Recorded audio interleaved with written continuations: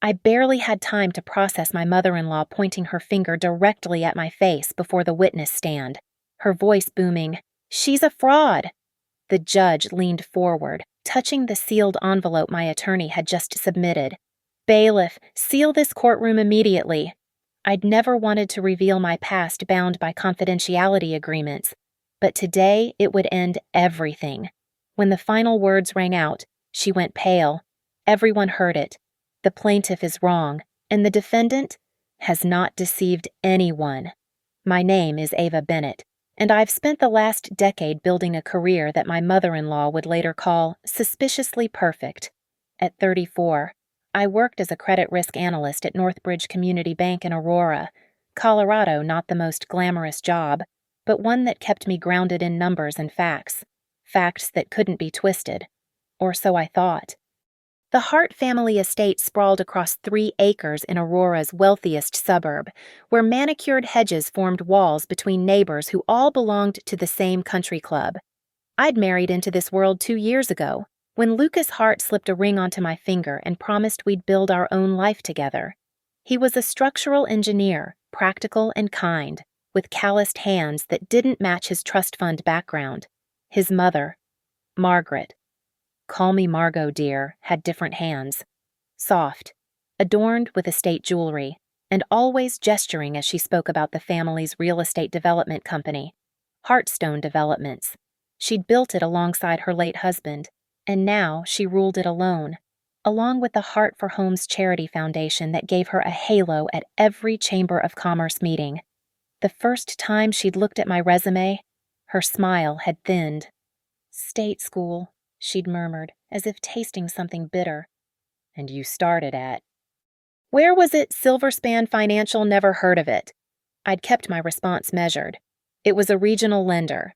I moved to Northbridge for better growth opportunities." "Growth opportunities?" She'd set down her wine glass with a precise clink. "How ambitious!" Lucas had squeezed my hand under the table, but said nothing. That should have been my first warning. The prenuptial agreement came 3 weeks before our wedding. Margot presented it herself, sliding the document across her mahogany desk with those soft hands. "It's standard for our family," she'd said. "Protects everyone's interests." I'd read every line. The terms were severe forfeit any claim to family assets if the marriage ended within 5 years, mandatory arbitration for disputes, and a particularly nasty clause about fraudulent representation that would void my protections entirely. My lawyer had balked, but I'd signed it anyway. I loved Lucas, and I had my own career. I didn't need Hart money. "Very sensible," Margot had said, filing the papers. "Though someone with your background signing so readily does make one wonder what you're hiding." I'd let it pass. I'd been letting things pass for 2 years now. Tonight's family dinner was supposed to celebrate Lucas's promotion to senior engineer. The dining room glowed with candlelight, casting shadows on the oil portraits of Hart ancestors who'd built half of Aurora's commercial district. Margot sat at the head of the table, because even though her husband had been gone 5 years, no one else would dare take that seat. "Lucas tells me you've been promoted as well," she said, cutting her duck with surgical precision. "Senior analyst now." "Yes, the board approved it last month." "The board," she smiled, but her eyes remained fixed on her plate. "Small banks have such interesting governance structures, and your credentials, they must have been impressed. Your resume is quite comprehensive for someone your age." My fork paused midway to my mouth. "I've worked hard." "Oh, I'm sure. It's just that when I mentioned you to friends at the club, you know the Weatherbys have banking connections. No one had heard of your supposed achievements at Silverspan. Isn't that odd?" Lucas shifted beside me. "Mom, Ava's career speaks for itself." "Does it?" Margot finally looked up, her gaze sharp as winter ice. "Because I find it fascinating how someone rises so quickly, especially someone from," she gestured vaguely, "humble beginnings. Your father was a mechanic, a diesel technician," I corrected. "He kept interstate trucking fleets running." "How noble." "And your mother, Bookkeeper for his shop. Ah, that single syllable carried volumes. Well, you've certainly exceeded expectations. Your degrees, your licenses, your experience all impeccable. Almost too impeccable, wouldn't you say? The room fell silent except for the grandfather clock ticking in the corner. I set down my fork carefully, meeting her gaze. What exactly are you implying, Margot? She dabbed her lips with her napkin. I'm not implying anything, dear. I'm simply observing that in my 63 years, I've learned that when something appears too polished, too perfect, there's usually a very good reason, and that reason is rarely honest. Mother, Lucas warned, I'm merely protecting our family's interests. She continued, standing gracefully. After all, we wouldn't want another situation like your cousin Bradley's wife. Remember her, the one with the consulting firm that turned out to be a paper facade. As she glided from the room, her parting words drifted back like smoke. I do hope your background checks as beautifully as your resume, Ava. For all our sakes. Lucas reached for my hand, but I pulled away. The seed had been planted, and we both knew it. In Margot Hart's world, suspicion was a weapon, and she just declared war. The process server found me at work on a Tuesday morning. He walked straight past reception, holding a manila envelope like a weapon, and stopped at my desk in the open plan office where 17 other analysts could watch my humiliation unfold. Ava Bennett. Yes, you've been served. The envelope felt heavier than it should have. Inside, the civil complaint bore Margot's name as plaintiff, seeking immediate injunctive relief and damages for fraudulent misrepresentation, breach of fiduciary duty, and intentional infliction of emotional distress. She was demanding the prenuptial agreement be voided, claiming I'd entered it under false pretenses specifically, that I'd fabricated my professional credentials to gain access to the Hart Family Trust. My phone buzzed. HR wanted to see me immediately. Patricia from Human Resources couldn't meet my eyes. Ava, we received an anonymous tip this morning. Email. Actually, several emails. They're suggesting irregularities in your background documentation.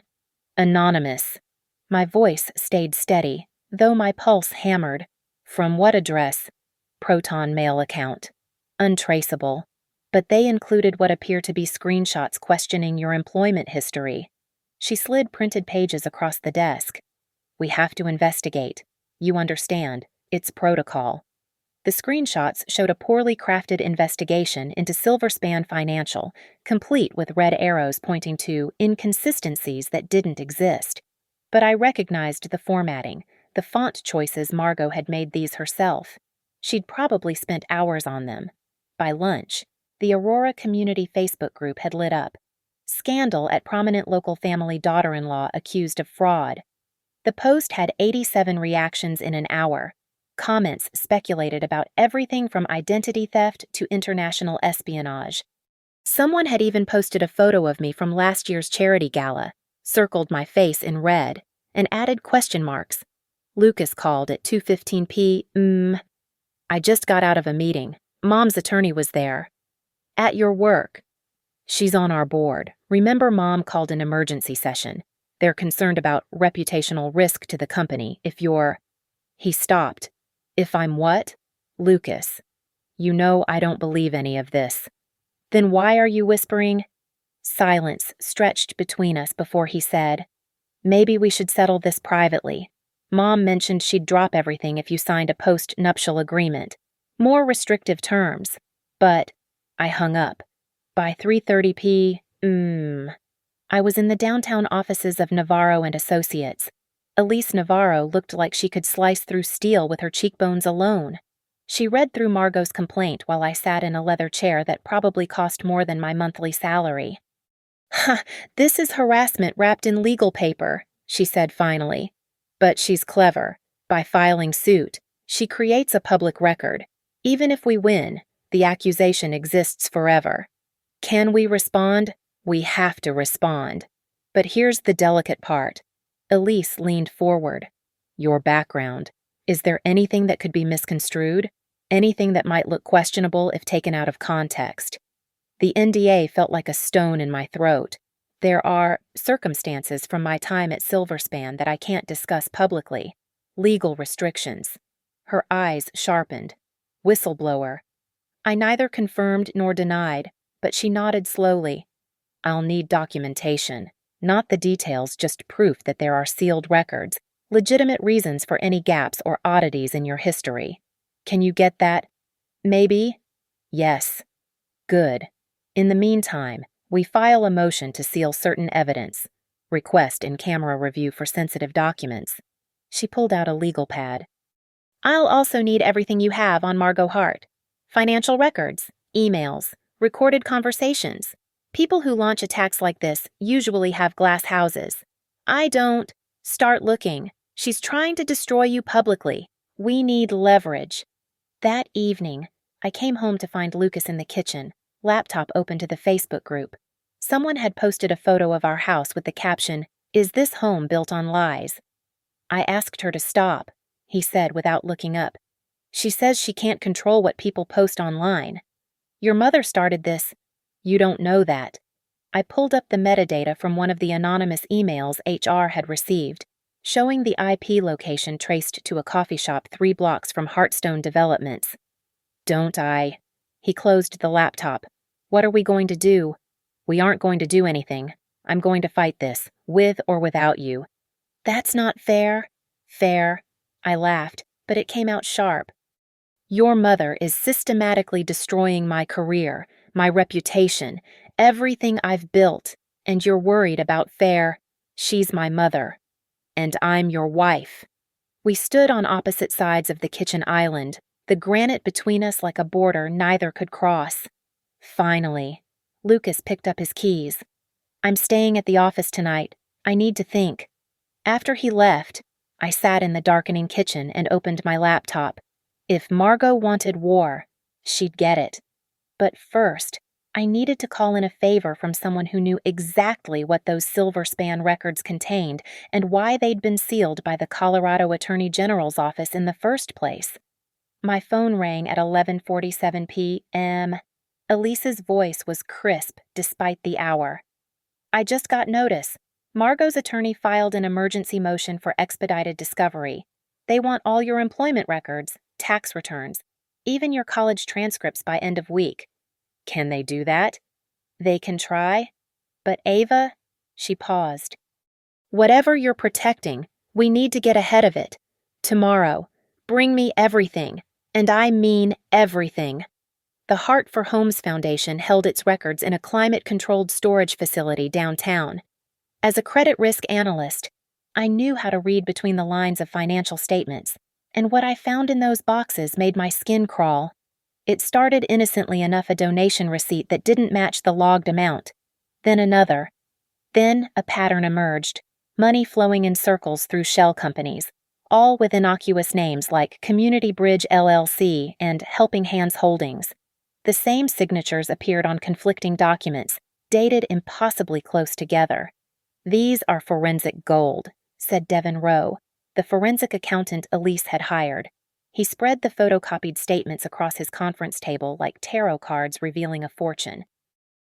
Look here, $500,000 donated to affordable housing, but only $200,000 actually reached the construction company. The rest, he traced the path with his finger. Consulting fees, management overhead, administrative costs, all paid to companies that trace back to the same tax ID number. Margot's close, Heartstone Development subsidiary holdings.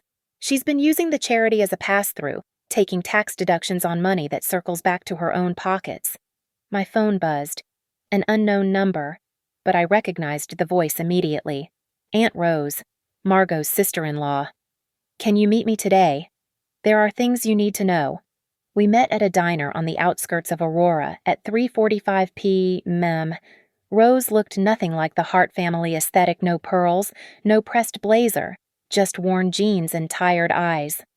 I was on the foundation board for 7 years, she said, sliding a manila folder across the cracked Formica table. Until I started asking questions about the accounting, Margot had me removed. Said I was creating unnecessary disruption. Inside were board meeting minutes from 3 years ago.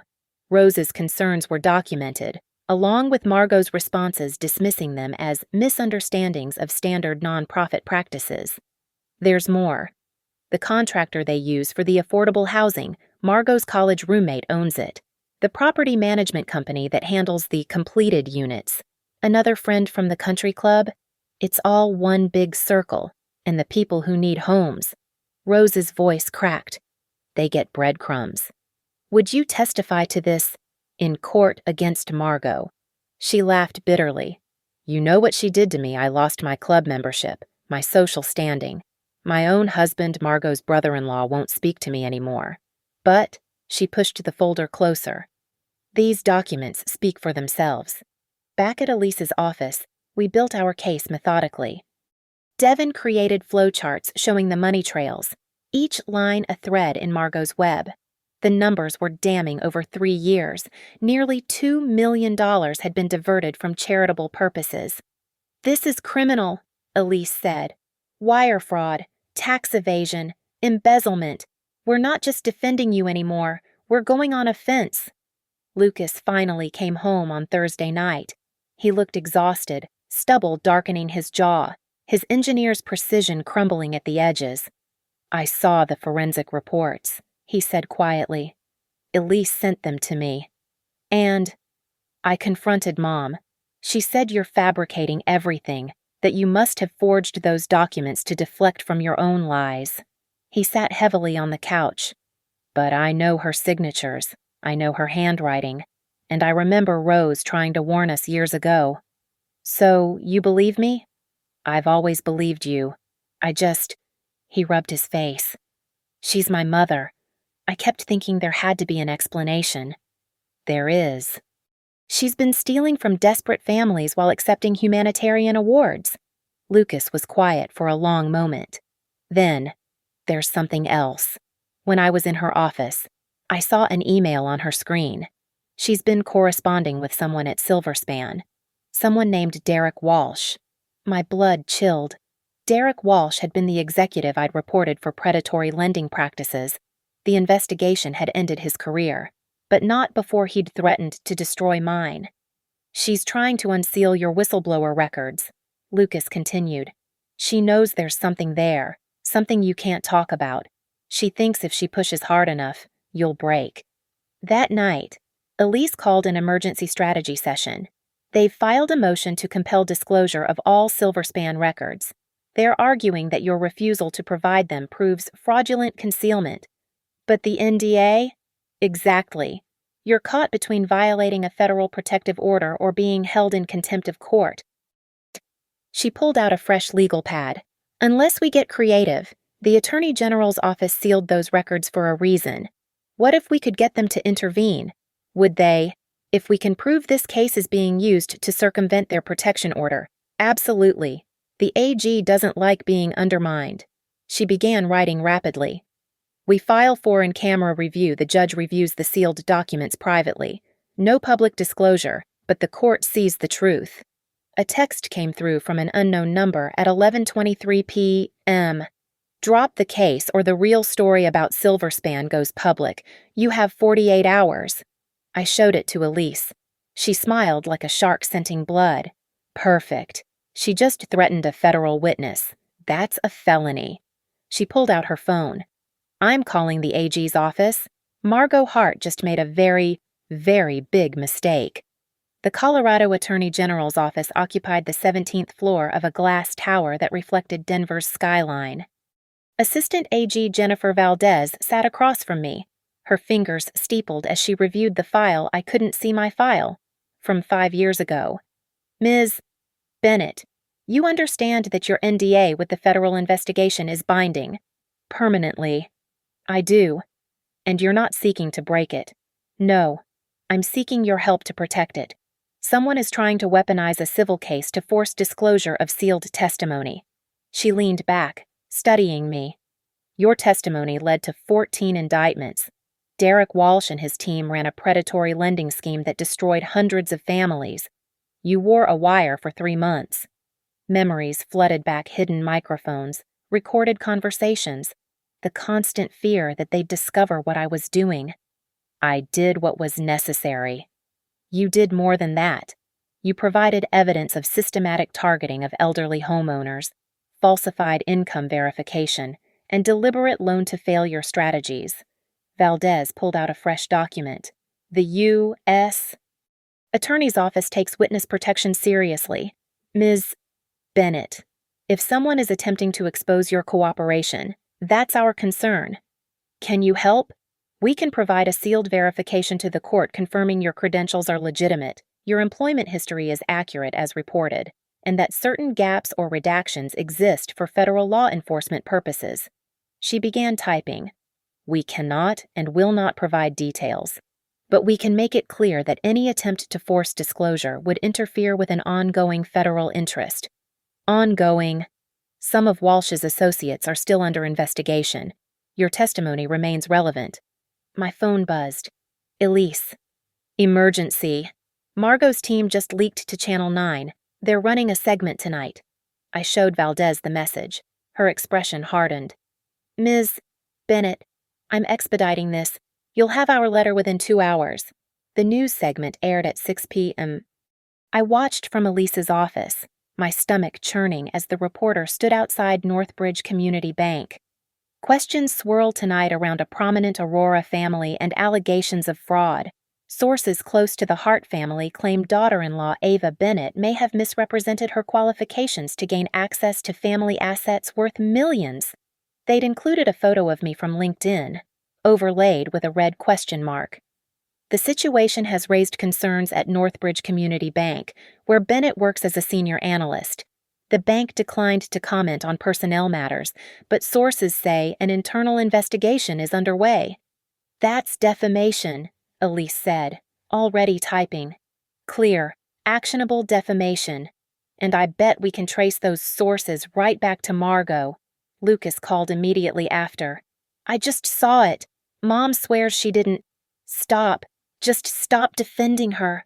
I'm not. I'm coming home. We need to talk. He found me in our home office, surrounded by boxes of documents. The AG's letter had arrived, sealed in 3 nested envelopes marked Confidential Court Eyes Only. This is what I couldn't tell you, I said, not looking up. 5 years ago, I was a whistleblower. I reported my employer for crimes that hurt innocent families. The investigation, my testimony, it's all sealed, protected, and your mother is trying to rip that protection away to destroy me. Lucas sat on the floor beside me, silent for a long moment. You were protecting people. I was doing my job, the real job of a financial analyst, making sure the system works fairly. And Mom is, he couldn't finish. Doing the opposite, stealing from charity while accusing me of fraud. He picked up one of Devon's flowcharts, tracing the money movements with his finger. This is systematic, deliberate. Yes, we have to stop her. For the first time in days, Lucas met my eyes directly. I've been a coward. Ava, trying to stay neutral when neutrality was just enabling her. No more. That night, Elise received a call from an unexpected source, Channel 9's legal department. They're worried, she told me. The AG's office contacted them about airing potential interference with federal witness protection. They want to retract the segment. Will they? Better. They want the real story. The charity fraud, the forensic accounting reports. They're willing to investigate Margot if we provide documentation. But that would escalate. Exactly. Which is why we're going to give Margot one chance to back down. Elise smiled coldly. Tomorrow, we file our response to her suit, along with a countersuit for defamation, harassment, and intentional infliction of emotional distress. And we include just enough about the charity fraud to let her know we're serious. A text came through at 11:58 p.m. From Margot herself. You think you've won something? I know what you did at Silverspan. Derek Walsh told me everything. The jury will hear it all. I forwarded it to Valdez immediately. Her response was swift. Attempting to coordinate with a convicted felon to expose protected testimony. This is now a federal matter. Do not respond to her. We'll handle this. The walls were closing in on Margot Hart, and she didn't even know it yet. But I did. 5 years ago, I'd learned that the truth, properly documented and legally protected, was the most powerful weapon in any fight. And I had the truth on my side. The coffee shop on Meridian Street looked innocent enough exposed brick, indie music, the smell of overpriced espresso. But the man sitting across from Margot Hart at 10:15 a.m. was anything but innocent. Through the telephoto lens, our private investigator captured Derek Walsh clearly, his face thinner after 18 months in federal prison, his suit cheaper than the ones he used to wear. "She's meeting with a convicted felon," Elise said, studying the photos. "One whose case is connected to sealed federal testimony. This is beyond stupid, it's desperate." The investigator, a former Denver PD detective named Marcus Torres, had more. "I've got audio. Colorado's one-party consent state, and the table next to them agreed to wear a wire for $500 cash." The recording was grainy but clear enough. Walsh's voice told you. She destroyed everything. My career, my reputation. Margot, I need specifics. What exactly did she do? Wore a wire. 3 months of recordings. But here's what matters. She falsified some of the evidence to make us look worse. Perfect. Can you prove it? Prove it, lady. I can't prove anything. It's all sealed. But if you subpoena the right records, force them into the open. Leave that to my lawyers. There was rustling. Then Margot again. "Mr. Walsh, I'm prepared to compensate you for your consultation. $20,000, cash, untraceable." Consultation. Walsh laughed. "Sure, but if this goes to trial, I want more. 50,000 to testify." Done. Elise stopped the recording. "She just committed witness tampering and bribery. That's 5 to 10 years federal time." But Margot wasn't done.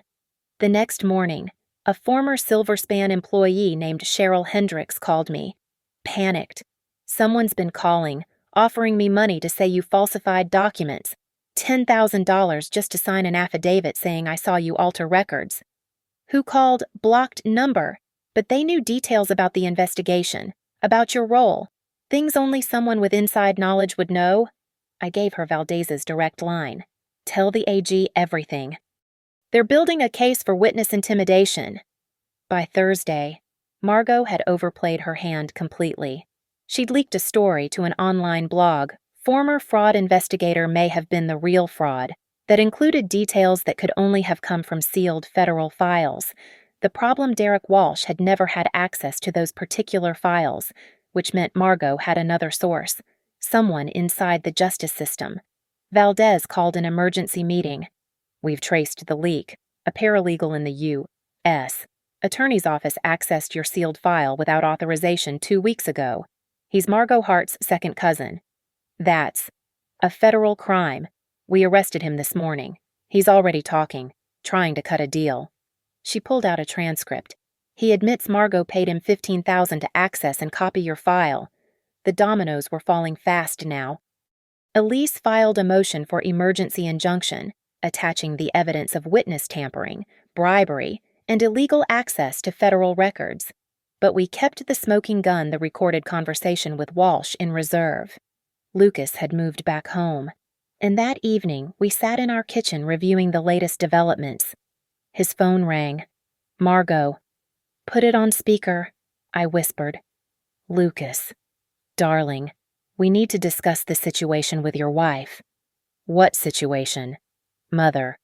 Don't be obtuse. She's clearly hiding something significant. My sources tell me." "Your sources. You mean the convicted felon you bribed or the cousin you paid to steal federal documents?" Silence. Then, ice in her voice.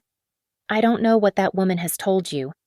That woman is my wife, and she's told me the truth, which is more than you've done. If you persist in supporting her, I'll have no choice but to disinherit you entirely. The trust, the company shares, everything." Lucas looked at me, then spoke clearly. "Keep it. All of it. I'd rather have my integrity." He hung up. An hour later, Elise called with news that made everything else pale in comparison. The FBI just executed a search warrant at Heartstone Developments. They're seizing all records related to the Heart for Homes Foundation. The FBI? But this was a civil case. Not anymore. Between the charity fraud and the witness tampering, Margot crossed into federal criminal territory. The Colorado Attorney General referred the case to the Department of Justice. She paused. Ava, there's something else. They found evidence that Margot has been doing this to other people. 3 former employees who questioned the foundation's finances all sued for various fabricated reasons, all forced into silence with settlements. My phone buzzed with a text from an unknown number, then another, then dozens. Someone had posted my photo and phone number on Reddit claiming I was a gold-digging fraud who destroys families. The harassment campaign had gone nuclear. But this time, I wasn't fighting alone. Valdez immediately issued a federal cease and desist. The FBI's cybercrime unit traced the posts to an IP address, a computer at Heartstone Developments, logged in under Margot's credentials.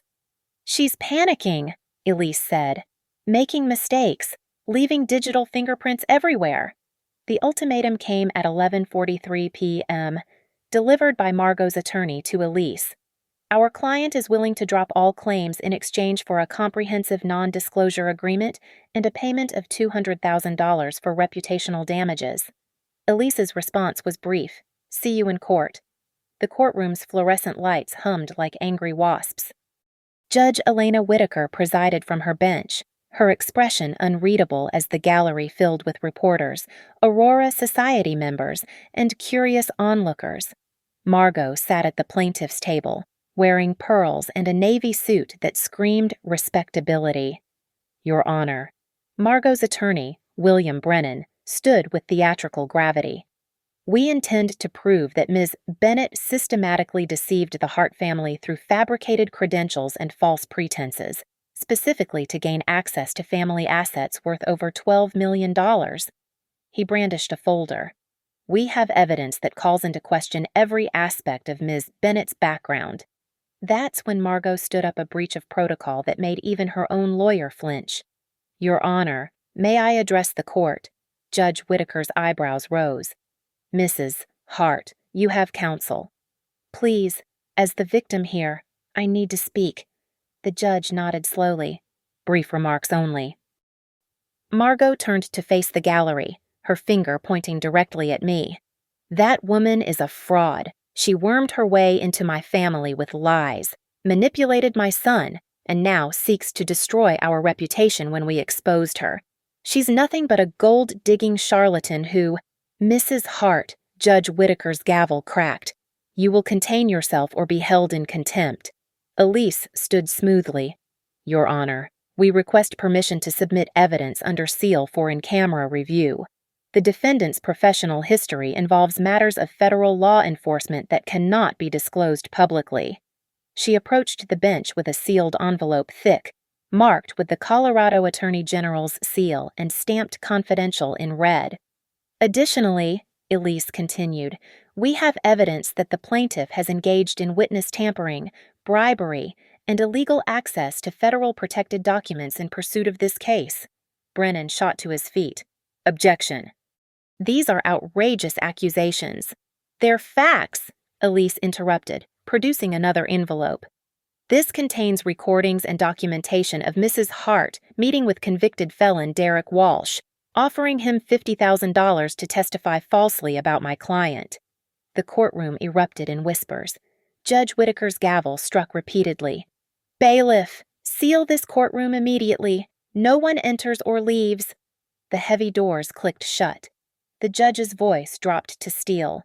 I will review these documents in chambers. Court is in recess for 30 minutes. Those 30 minutes stretched like hours. Margot sat rigid, her perfectly manicured nails digging into the table.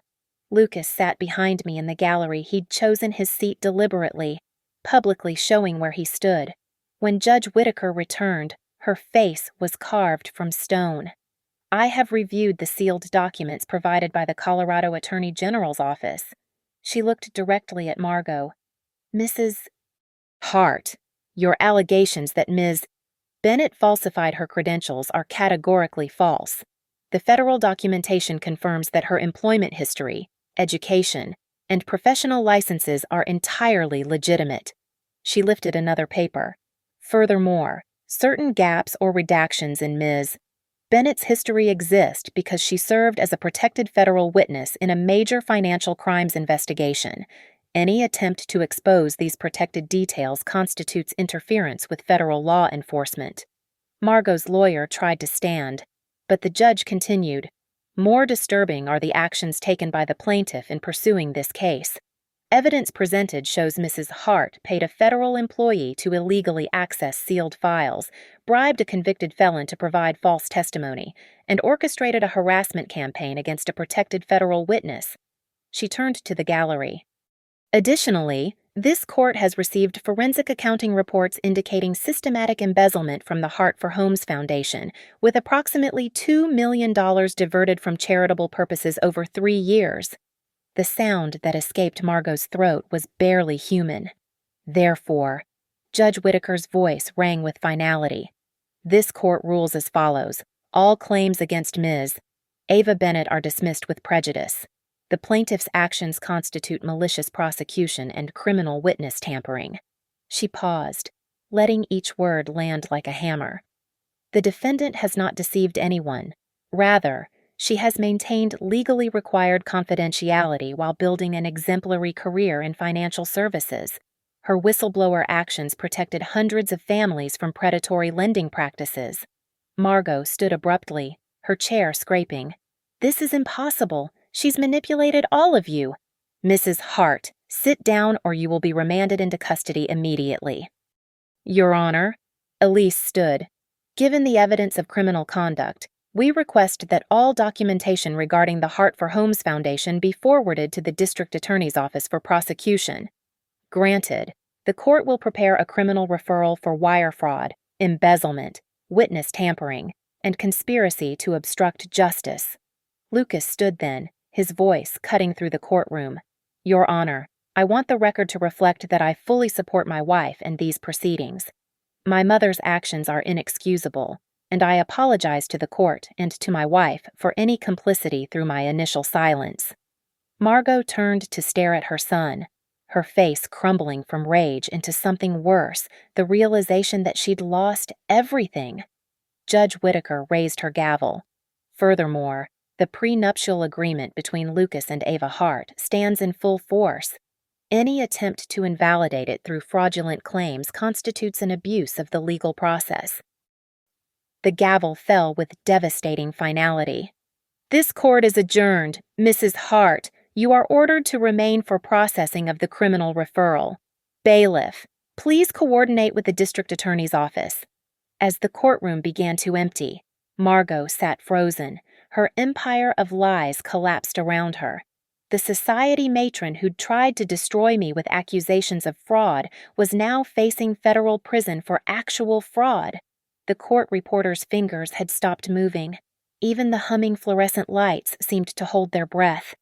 And in that moment of perfect silence, everyone in the courtroom knew the truth. The defendant had never been a fraud. The plaintiff had been the criminal all along.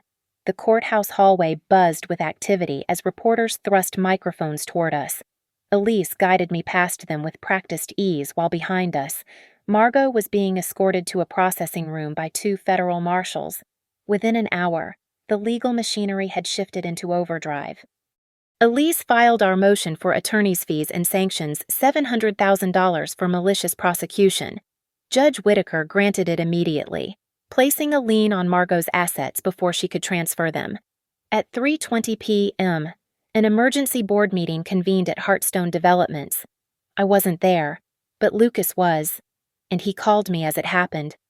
"They're voting now," he said. "Uncle Richard just moved to remove Mom from all positions, CEO, board member, everything." The vote was unanimous. Even Margot's longtime allies couldn't defend embezzlement and federal witness tampering. By 4:45 p.m., the Hart for Homes Foundation Board had assembled in a different conference room. Rose, reinstated as a board member that very afternoon, sent me photos of the proceedings. Federal auditors were already on site, their bankers' boxes filling with documents. The forensic team identified 73 fraudulent transactions, Rose reported. They're freezing all foundation accounts and appointing a federal receiver to recover the stolen funds. The recovered money, nearly $2 million, would be redistributed to legitimate affordable housing projects. Families who'd been waiting years for help would finally receive it. That evening, Channel 9 ran a special report. The same reporter who'd questioned my credentials now stood outside Heartstone Developments with a very different story. In a stunning reversal, Margaret Hart faces federal charges for embezzlement, witness tampering, and conspiracy.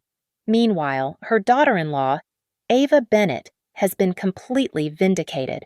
Court documents reveal Bennett was a protected federal witness whose testimony helped convict multiple executives in a predatory lending scheme. My phone hadn't stopped ringing. Northbridge Community Bank's president called personally. "Ava, I want to apologize for any doubt cast on your position. The board has reviewed everything and, frankly, we're impressed. Your integrity under pressure has been remarkable. We'd like to discuss promoting you to Chief Risk Officer." I told him I'd think about it. In truth, I was already thinking bigger. Lucas came home at 7:30 p.m. with boxes from his office. "I resigned from Heartstone," he said simply. "Took my engineering team with me. We're starting our own firm, Honest Construction, transparent pricing, the anti-Heartstone. What about your trust fund, your inheritance?" "Gone. Mom made good on her threat before the arrest had her lawyer file the disinheritance papers this morning." He set down the boxes and pulled me close. I've never felt freer. At 9:15 p.m., Devin Rowe called with news from the forensic audit. "We've traced the full scope. Your mother-in-law didn't just steal from the foundation. She was inflating construction costs on Heartstone projects, billing the foundation for work never performed. The actual fraud could exceed $5 million. $5 million stolen from families needing homes. That's what we're documenting for the prosecution." The next morning's Denver Post ran the headline, "Society Matrons Fall from Charity Galas to Federal Charges." But the real vindication came in smaller moments. Patricia from HR called to personally apologize and confirm that my personnel file now included a commendation for exceptional integrity under external pressure. 3 of Margot's society friends reached out quietly, carefully to express their shock and support. "We always thought you were too accomplished for her liking," one admitted. "She preferred daughters-in-law she could control." The district attorney's office moved swiftly. By noon, they'd filed 37 criminal charges against Margot, including racketeering charges that could result in 20 years imprisonment. Her assets were frozen pending civil forfeiture proceedings. Lucas and I met with Elise to sign the settlement papers. The sanctions award would be paid from Margot's personal accounts, now under court control. "There's something else," Elise said. "The federal whistleblower statute includes a provision for compensation when testimony leads to additional prosecutions. Your original testimony in the Silverspan case has resulted in 3 new convictions based on evidence you provided. You're entitled to approximately $400,000. Money I'd never known existed. Payment for courage I'd shown years ago." That afternoon, Lucas and I stood in the empty conference room at Heartstone Developments. The company logo was already being removed from the walls the board had voted to rebrand entirely, distancing themselves from the Hart name. "She destroyed everything she built trying to destroy you," Lucas said quietly. "She destroyed herself. I just refused to let her take me with her." Through the conference room window, we could see federal agents loading boxes into vans. Each box contained evidence of Margot's crimes, documentation she'd created herself in her arrogance and greed. The phone rang. It was Valdez from the Attorney General's office. "Ms. Bennett, I wanted you to know that Derek Walsh violated his parole by meeting with Mrs. Hart. He's been rearrested and faces an additional 5 years. He's also agreed to testify against her in exchange for a reduced sentence." The irony was perfect. The man Margot had bribed to destroy me would now help send her to prison.